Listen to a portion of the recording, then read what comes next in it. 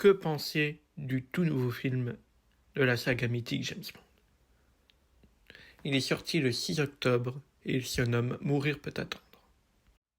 6 ans d'attente pour un film, selon moi, qui est digne de la fin de l'ère Daniel Craig, qui campe le rôle de l'agent secret 007 depuis au moins 2006. Voici 3 mots pour décrire Mourir peut attendre.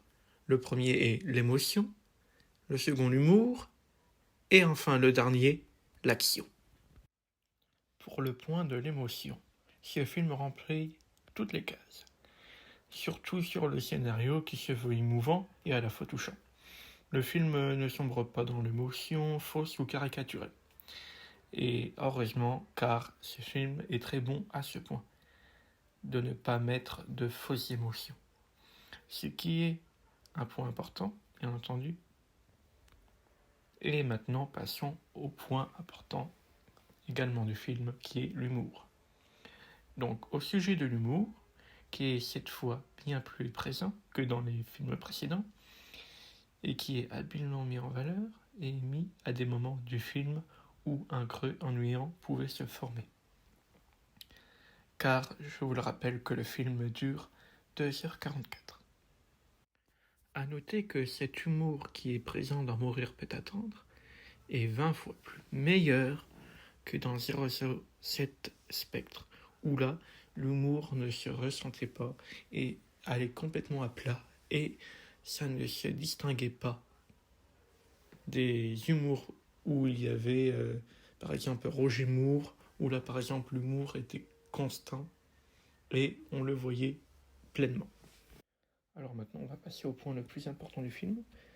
Pour moi, le tout dernier, c'est les cascades.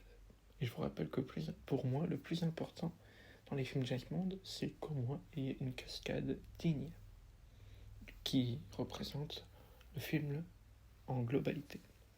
Alors du coup, dès les premières minutes du film, on comprend que le réalisateur a voulu mettre les bouchées doubles et montrer que Bond n'est pas devenu un être ordinaire. Mais au fur et à mesure du film, les cascades se font de plus en plus rares et moins spectaculaires. Mis à part la scène de Cuba, qui est pour moi la grande scène d'action du film, avec également la scène d'ouverture, juste avant le générique, qui est aussi mythique de James Bond. Alors pour mon avis personnel, ce film, donc Mourir peut attendre, est un bon film qui remplit toutes les cases, qui garantit un pur divertissement. Mais pour moi, ce n'est pas le meilleur film de la saga. Pour moi, le meilleur film de la saga, c'est Casino Royale. Et pour moi, le scénario du film, par un moment, il est un peu facile, un peu simple.